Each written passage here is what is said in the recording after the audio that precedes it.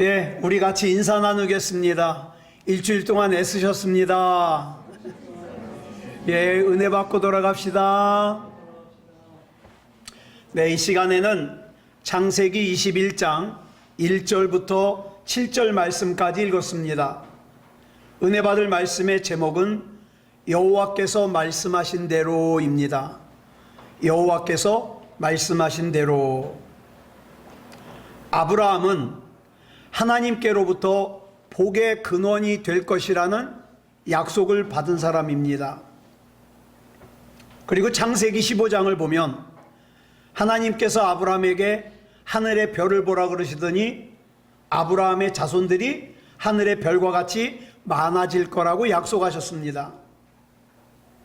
그래서 아브라함도 처음에는 그 하나님의 약속에 기대하는 것이 컸습니다. 꿈도 컸습니다.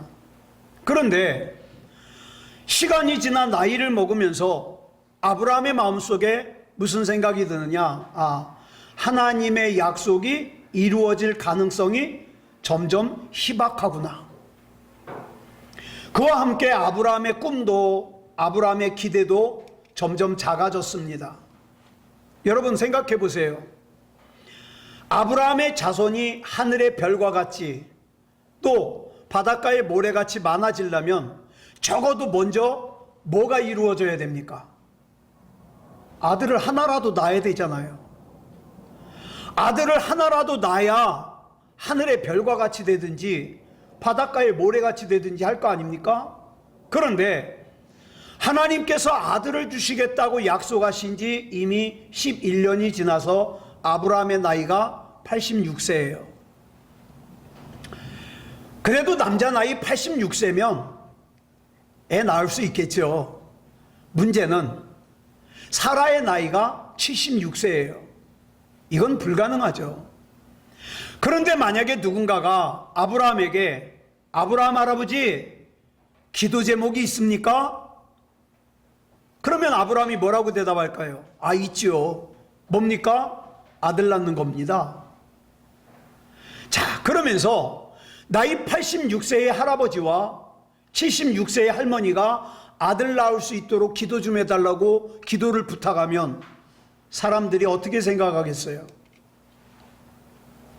여러분은 하나님의 말씀 가운데 어떤 말씀을 좋아하십니까? 창세기 28장 15절 보면 이런 말씀이 나옵니다. 시작.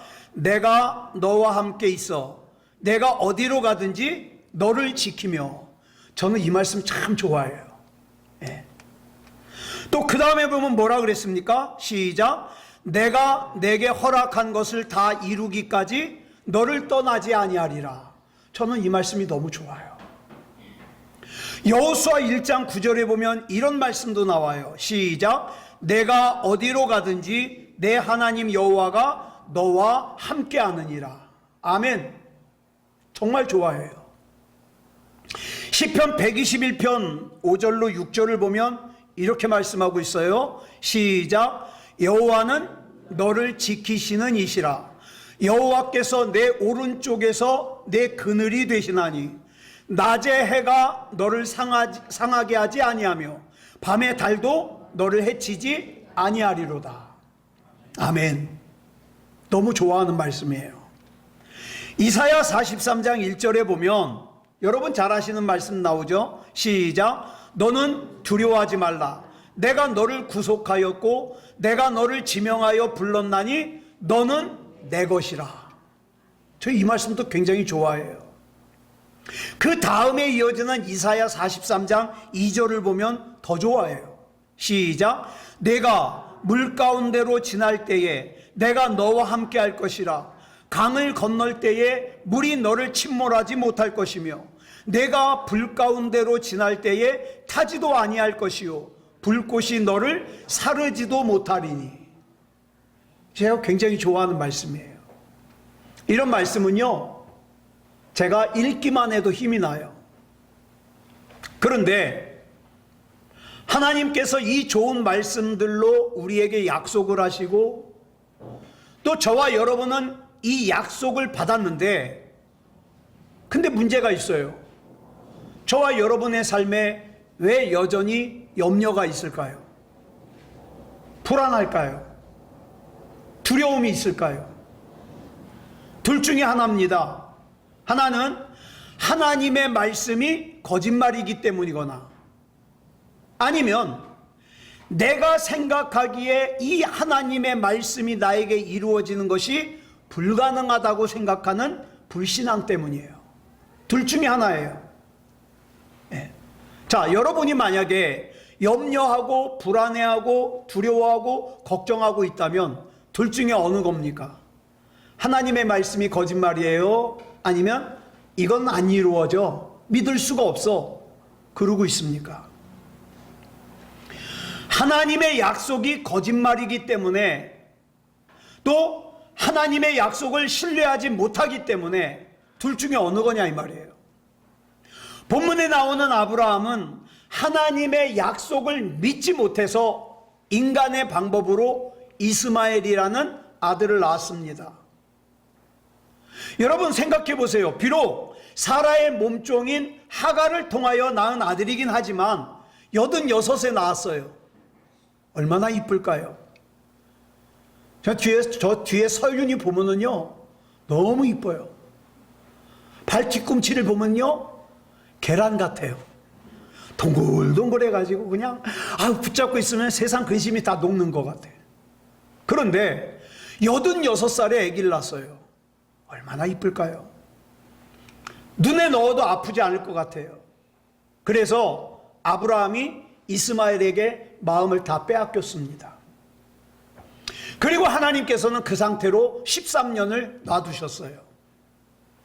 이렇게 13년이 지나서 아브라함의 나이가 99살이 되고 사라의 나이가 89세가 되었을 때 하나님께서 다시 아브라함을 찾아오셔서 하나님의 약속을 믿지 못하여 인간의 방법으로 이스마엘을 낳고 살고 있던 아브라함에게 다시 하나님의 약속을 상기시켜 주십니다. 여러분, 우리에게는 누구나 꿈이 있어요. 그죠? 그런데 이 꿈이라는 것이 평범함과 많이 차이가 나면 날수록 어떻습니까? 못 믿어요. 예를 들어서 이창원 목사가 우리 새소망교회 성도가 100명이 되게 해달라고 기도하면 가능할 수도 있어요. 이창원 목사 은퇴하기 전에 가능할 수도 있어요. 하나님이 역사하시면. 그런데 1000명이 되게 해달라고 기도하잖아요. 무모한 거예요. 그렇지만 그래도 하나님이 기적으로 역사하시면 가능할 수 있어요. 근데 10,000명이 되게 해달라고 기도하면 100이면 100, 말도 안 된다고 비웃을 거예요. 그죠? 자, 이렇게 하나님께서 우리에게 주시는 꿈이 평범함과 차이가 많이 나면 날수록 사람들은 어때요? 믿질 못해요. 그래서 기도조차 안 해요. 어차피 불가능할 거 뭐하러 기도하느냐는 거죠. 조롱할 거예요. 요셉이라는 인물도 보면 평범하지 않은 꿈 때문에 형들에게 조롱을 당했어요. 핍박을 당했어요. 그래서 여러분 기억하세요. 하나님께서 나에게 주시는 꿈이 평범함과 많이 차이가 나면 날수록 그 꿈 때문에 고통스러워요. 심지어는 누구도 안 믿어요? 나도 안 믿어요. 그 고통스러운 거예요. 그래서 그 꿈 때문에 울어야 될 일이 생길 수도 있고요. 심지어는 그 꿈 때문에 미쳤다는 소리를 들을 수도 있어요. 그러나 여기 중요한 게 있어요. 이 꿈이 확실하게 하나님께서 주시는 꿈이라면 고통 때문에, 조롱 때문에, 핍박 때문에 그 꿈을 버리면 안 됩니다. 그런데 여러분, 꿈이라 그래서 다 같은 꿈이 아니에요. 꿈의 근거가 그저 단순히 내 욕심을 채우기 위해서 바라는 꿈은요, 헛된 꿈일 가능성이 커요. 반면에 그 꿈의 근거가 하나님의 말씀과 하나님의 약속에서 비롯되는 꿈이라면 반드시 이루어집니다. 그러므로 소망 있는 인생이 어떤 인생이냐? 하나님의 말씀, 하나님의 약속을 근거로 하는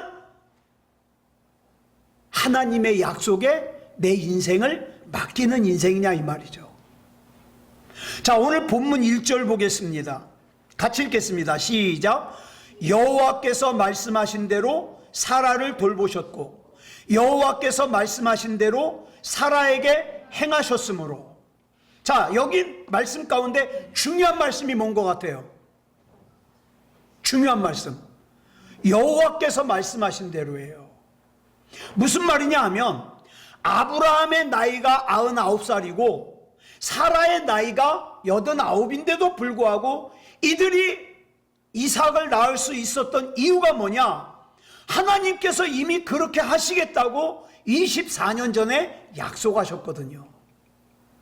그래서 하나님께서 약속하시는 대로 사라를 돌보셨고 하나님께서 약속하신 대로 사라에게 행하셨습니다. 이와 같이 하나님의 말씀을 근거로 하는 약속은 반드시 이루어집니다. 네. 자, 오늘 우리 성경을 본문을 보면 굉장히 재미있는 사건이 나와요. 뭐냐? 창세기 18장 10절을 보면 하나님의 사자가 와서 아브라함에게 이렇게 말합니다. 시작. 내년 이맘때 내가 반드시 내게로 돌아오리니 내 아내 사라에게 아들이 있으리라. 그랬더니 사라가 이 말을 엿듣고 있다가 12절에 사라의 반응이 나와요. 시작. 사라가 속으로 웃고 이르되 내가 노쇠하였고 내 주인도 늙었으니 내게 무슨 즐거움이 있으리요. 자, 보세요. 이것 때문에 오늘 본문 3절의 말씀을 보면 나중에 아들을 낳아가지고 아들 이름을 뭐라고 줘요? 이삭이라고 줘요. 이삭이라는 이름의 뜻이 뭐예요? 웃음이라는 뜻이에요. 웃음. 그런데 우리가 여기서 반드시 짚고 넘어가야 될 것이 있어요. 뭐냐? 창세기 18장 12절에서 웃는 사라의 웃음은 창세기 17장 17절에서 아브라함이 웃었던 웃음과 마찬가지예요. 좋아서 웃는 웃음이 아니에요. 어떤 웃음이에요? 비웃는 웃음이에요. 그런데 본문 6절을 보면 사라가 아들을 낳은 후에 이런 말을 합니다. 시작. 사라가 이르되 하나님이 나를 웃게 하시니 듣는 자가 다 나와 함께 웃으리로다. 여기 보니까 웃게 하시니가 나오고 웃으리로다가 나와요.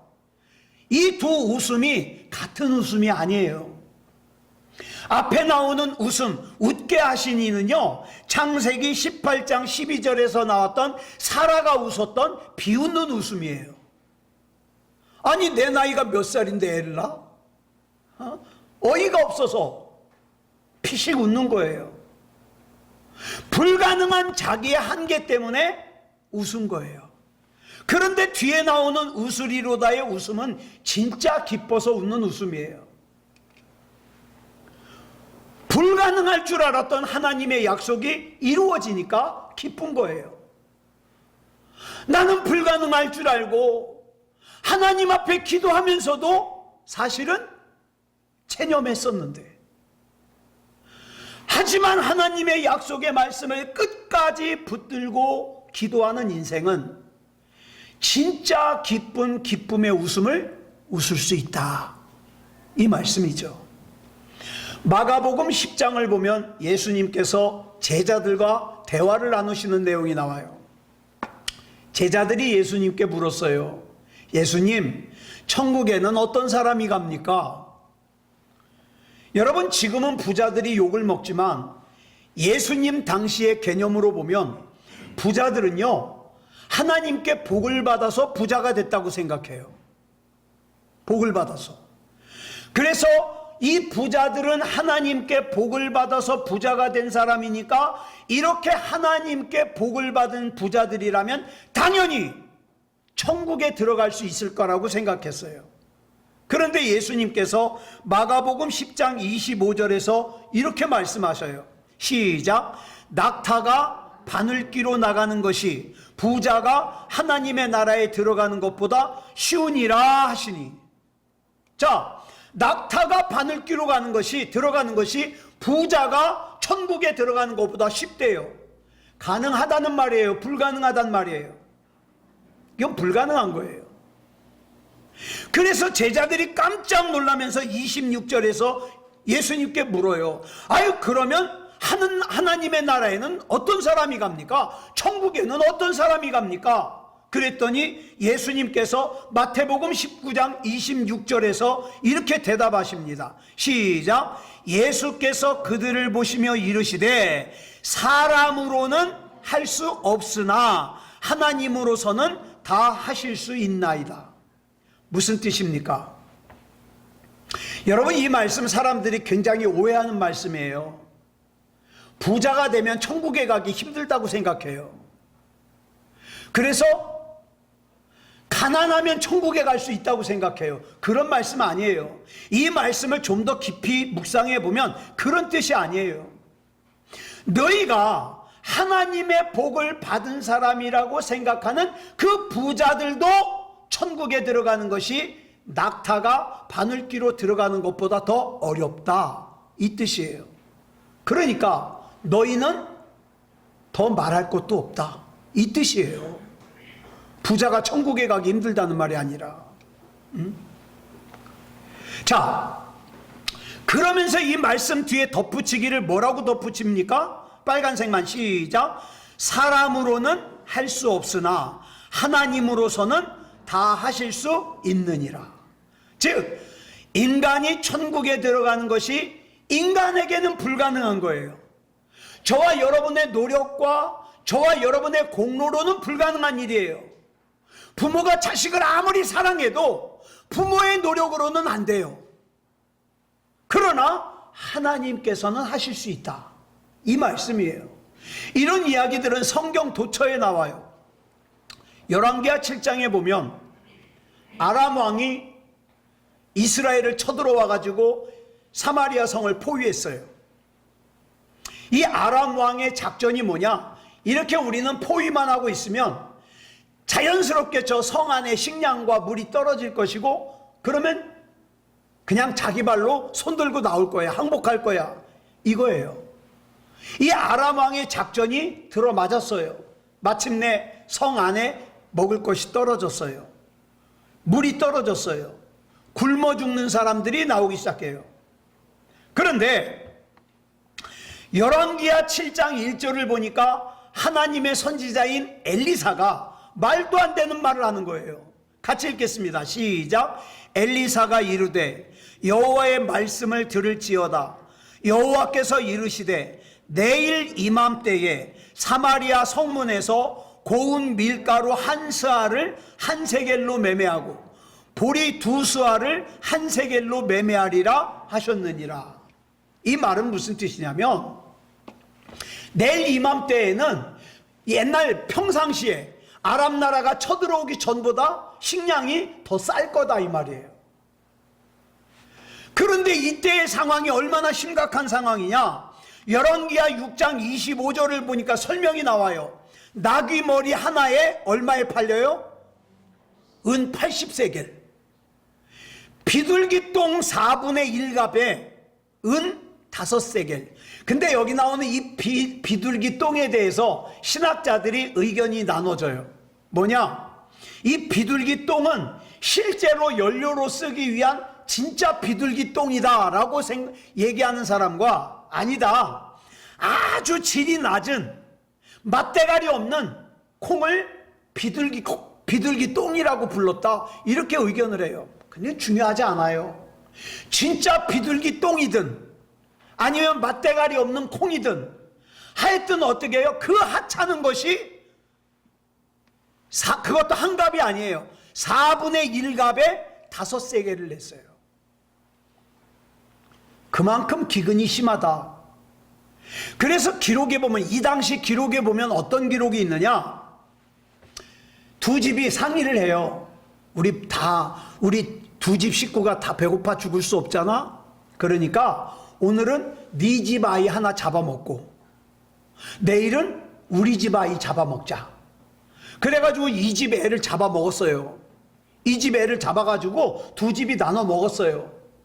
다음날 나머지 한 집이 애를 숨겼어요. 그래가지고 재판을 걸었어요. 이 정도로 배고픈 거예요, 상황이. 그런데 이런 판국에 엘리사 선지자가 말도 안 되는 소리를 하는 거예요. 자, 그런데 이 엘리사 선지자가 하는 말도 안 되는 소리를 들은 장관 하나가 2절에서 뭐라 그러냐, 이렇게 얘기를 해요. 시작. 여호와께서 하늘에 창을 내신들 어찌 이런 일이 있으리오. 말도 안 되는 소리 하지 마라 이 말이에요.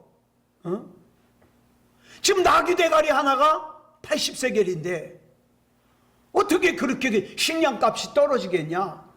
하늘의 문을 열고 먹을 걸 쏟아 부어줘도 그런 일은 불가능하다. 그랬더니 엘리사 선지자가 이렇게 말합니다. 시작. 내가 내 눈으로 보리라. 그러나 그것을 먹지는 못하리라. 왜요? 믿지 않았으니까요. 그리고는 그날 밤에 무슨 일이 일어났냐. 하나님께서 크고 무서운 소리를 갖다가 아람 나라 군사들만 듣게 하셔요. 근데 이 소리가 마치 엄청난 군대가 쳐들어오는 것 같아요. 그래가지고 아람 나라 군사들이 다 도망쳤어요. 얼마나 급하게 도망을 쳤는지 무기도 내버려두고 그 다음에 옷도 다 내버려두고 식량도 다 내버려두고 그냥 맨몸으로 다 도망갔어요. 그런데 이 사실을 모르는 사마리아 성의 백성들은 지금도 굶어 죽어가요. 밖에는 아람 나라 군사들이 다 내버려두고 도망갔는데, 그런데 이때 이 기쁜 소식을 전한 사람이 누구냐? 4명의 문둥병자, 나병 환자들이에요. 3절로 4절 보겠습니다. 시작. 성문 어귀에 나병 환자 4사람이 있더니 그 친구에게 서로 말하되 우리가 어찌하여 여기 앉아서 죽기를 기다리랴. 만일 우리가 성읍으로 가자고 말한다면 성읍에는 굶주림이 있으니 우리가 거기서 죽을 것이요, 만일 우리가 여기서 머무르면 역시 우리가 죽을 것이라. 그런즉 우리가 가서 아람 군대에게 항복하자. 그들이 우리를 살려두면 살 것이요 우리를 죽이면 죽을 것이라 하고. 자, 지금 사마리아 성 안에 다들 굶어 죽는 판이니까 이 사람들이 먹을 걸 안 주면 문둥병자들은 성 안에 못 들어가잖아요. 죽어요. 어차피 굶어 죽어요. 그러니까 아람 나라 군사들에게 가서 항복하자는 거죠. 그래가지고 죽으면 죽으리라 그러고 갔더니 어떤 일이 벌어졌어요? 먹을 거는 잔뜩한데 사람이 하나도 없어요. 그래가지고 4사람이 일단 배고프잖아요. 배 터지게 먹고 나서 실컷 먹고 나니까 이제 제정신이 돌아오는 거예요. 그래서 9절에서 이렇게 말합니다. 시작. 나병 환자들이 그 친구에게 서로 말하되 우리가 이렇게 해서는 아니 되겠도다. 오늘은 아름다운 소식이 있는 날이거늘 우리가 침묵하고 있도다.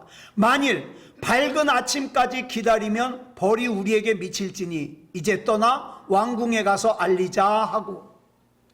지금도 사마리아 성에서는 사람들이 많이 굶어 죽어가고 있는데 지금 자기들만 먹느라고 이렇게 시간을 지체하면 나중에 어차피 이 일이 다 들통이 날 건데 그때 자기네들은 벌을 받아요. 그러니까 우리 이러지 말고 지금 여기 상황을 성 안에다 알리자. 그래서 성에 가서 소식을 전했더니 성에 있던 굶주려 죽어가던 사람들이 우르르르 성 밖으로 몰려 나오죠. 자, 근데 여기 중요한 거, 막 성의 사람들이 우르르 성 밖으로 몰려 나올 때 아까 엘리사 선지자를 통하여 말씀하시는 하나님의 말씀에 대하여 하늘에 뚫려서 먹을 것이 쏟아져도 어떻게 그런 일이 일어날 수 있냐? 그 장관에게 엘리사 선지자가 뭐라 그랬어요? 넌 보기만 할 거야. 근데 먹지 못할 거야.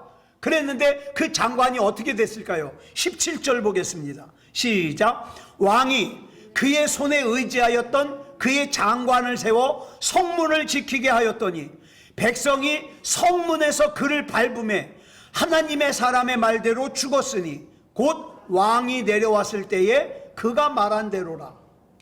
자, 사람들이 성 밖으로 우르르 몰려 나오니까 이 장관이 어떻게 해요?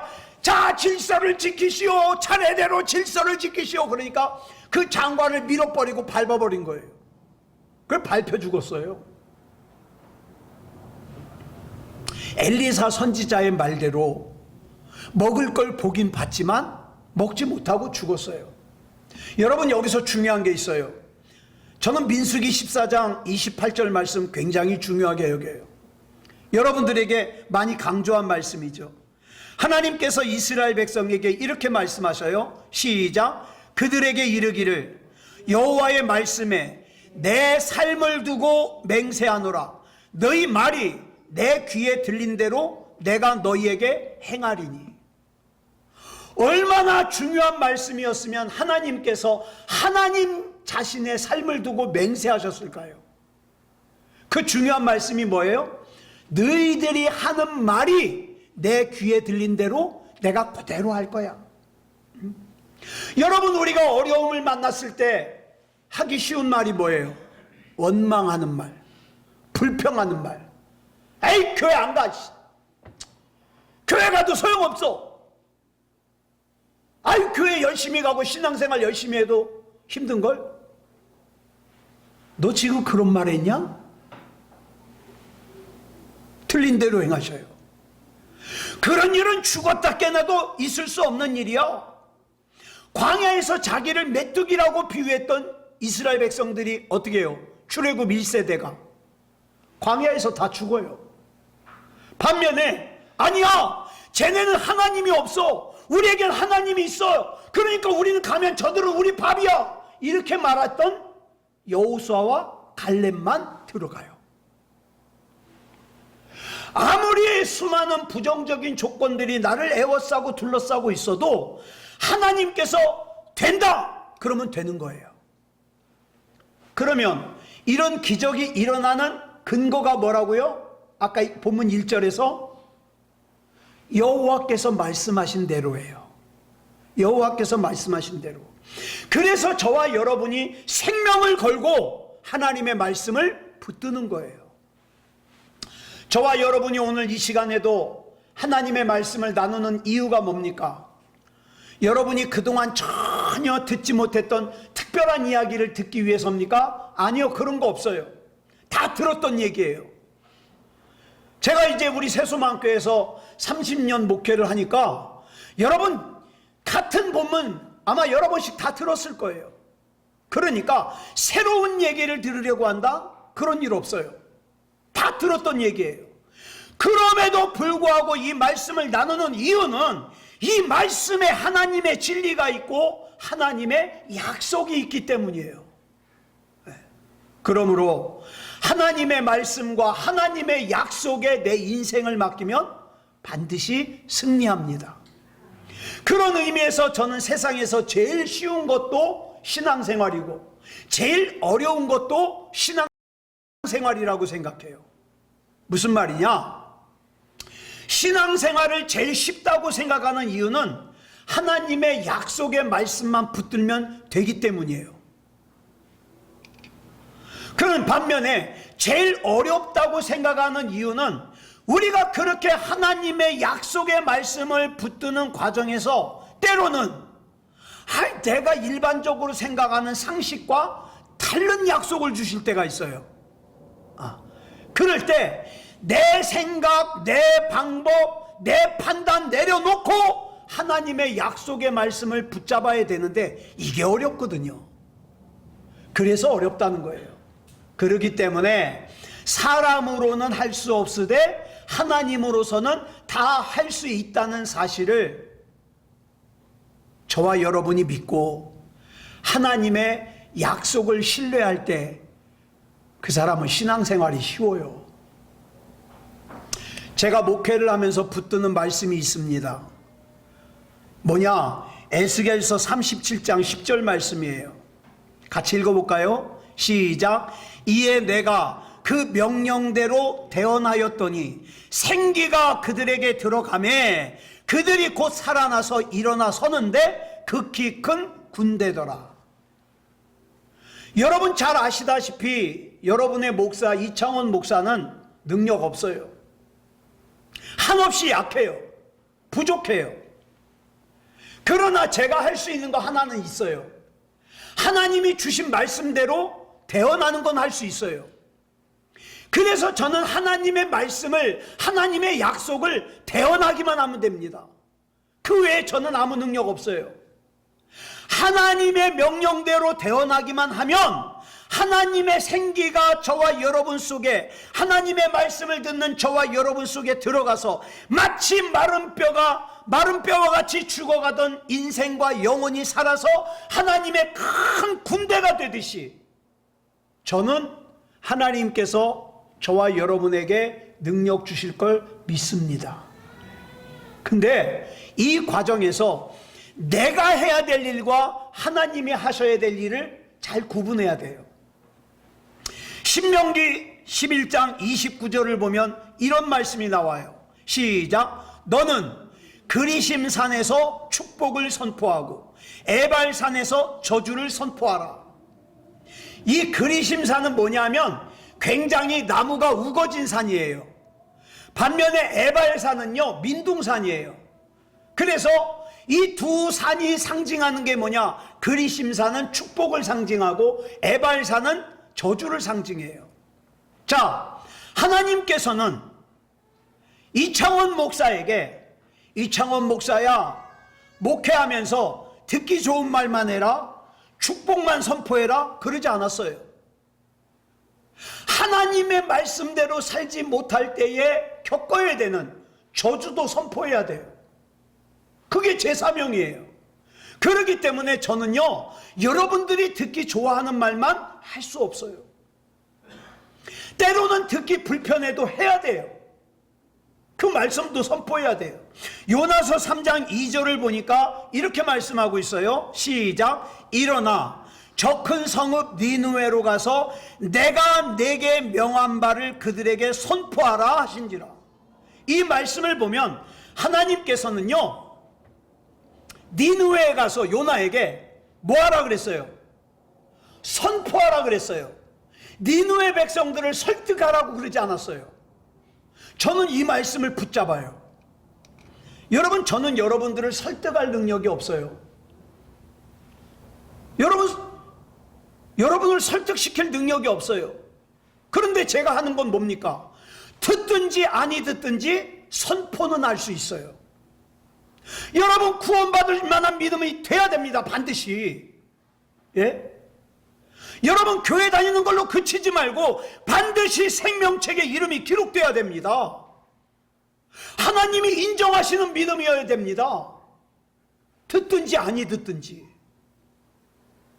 저와 여러분의 사랑하는 부모, 저와 여러분의 사랑하는 자녀가 구원받을 수 있도록 눈물 뿌려 기도해야 됩니다. 네. 그러면 어떤 사람이 이런 얘기를 할 거예요. 자, 보세요. 예를 들어서 데살로니가전서 5장 16절에 보면 뭐라고 말씀하고 있어요? 항상 기뻐하래요. 그러면 어떤 사람은 이렇게 얘기하죠. 아유, 목사님, 나도 항상 기뻐하면서 살고 싶죠. 아, 근데 기뻐하고 싶지 않은 사람이 누가 있습니까? 그러나 기쁜 일이 있어야 기뻐하죠. 아니에요. 데살로니가전서 5장 18절에 뭐라 그랬습니까? 시작. 이것이 그리스도 예수 안에서 너희를 향하신 하나님의 뜻이니라 그랬어요. 하나님의 뜻이면 기뻐해야죠. 하나님의 뜻이면 범사에 감사해야죠. 하나님의 뜻이면 쉬지 말고 기도해야죠. 사랑하는 여러분, 세상은요, 세상에 똑똑한 사람들은 우리의 문제의 원인을 진단은 할 수 있어요. 진단은 할 수 있지만 처방은 못해요. 저와 여러분의 마음 깊숙한 곳에 평안을 처방해주고 치료해줄 수 있는 분은 하나님밖에 없습니다. 말씀을 정리하겠습니다. 혹시 지금도 하나님의 약속의 말씀을 믿지 못해서 기도를 포기하고 하나님의 약속의 말씀을 붙잡는 걸 포기한 사람이 있습니까? 하나님의 약속의 말씀을 믿고 신뢰하면 하나님께서는 비웃음을 웃음으로 바꿔주십니다. 사라가 그랬잖아요. 처음엔 비웃었어요. 근데 진짜 웃었어요. 아브라함도 처음엔 비웃었어요. 그런데 진짜 웃었어요. 아니, 어떻게 죽은 나사로가 살아날 수 있어? 여러분, 죽은 나사로를 살리는 건 하나님이 하실 일이니까 저와 여러분이 걱정할 필요 없어요. 하나님이 하실 일은 하나님께서 걱정하시면 돼요. 나는 그저 하나님께서 돌문을 옮겨놔라, 돌문 옮기는 건 할 수 있잖아요. 그거 하면 돼요. 내 문제를 하나님 앞에 내려놓고 하나님 앞에 맡기면 돼요. 내 사랑하는 가족들 구원받을 만한 믿음 되게 해달라고 기도만 하면 돼요. 그게 돌문 옮기는 거예요. 돌문 옮겨놓고 기다리면 돼요. 그러면 하나님의 때에 하나님의 방법으로 하나님께서 죽은 나사로 살려내실 거예요. 그러므로 내가 하나님의 말씀을 굳게 붙들고 끝까지 하나님의 약속의 말씀을 신뢰하면 돼요. 사랑하는 여러분, 하나님께서는 저와 여러분을 위해서 이미 이삭을 준비하셨습니다. 그런데 금요일 날 말씀드렸죠. 출애굽을 해서 가나안까지 가는데 며칠이면 갈 수 있어요? 11일이면 갈 수 있어요. 근데 이스라엘이 얼마나 걸렸어요? 40년 걸렸어요. 11일이면 갈 수 있는 거리를 40년 걸리는 걸 뭐라 그래요? 낭비라 그래요. 여러분, 저와 여러분에게 앞으로 남아있는 시간 모르지만 절대로 낭비하면 안 돼요. 낭비하면 안 돼요. 그러면 저와 여러분의 시간을 낭비하지 않고 살려면 어떻게 해야 됩니까? 약속의 말씀 붙들어야 돼요. 약속의 말씀을 붙들려면 어떻게 해야 됩니까? 하나님의 말씀을 가까이 해야 돼요. 그래서 우리를 향하신 하나님의 뜻이 내 인생 낭비하지 않고 빨리 이루어질 수 있도록 믿음다운 믿음으로 반응하는 저와 여러분이기를 그리스도 예수님의 이름으로 축복합니다. 기도하겠습니다. 사랑하는 주님, 감사합니다. 하나님의 은혜 가운데 여기까지 왔습니다. 우리의 믿음이 더욱더 하나님 앞에 믿음다운 믿음이기를 원합니다.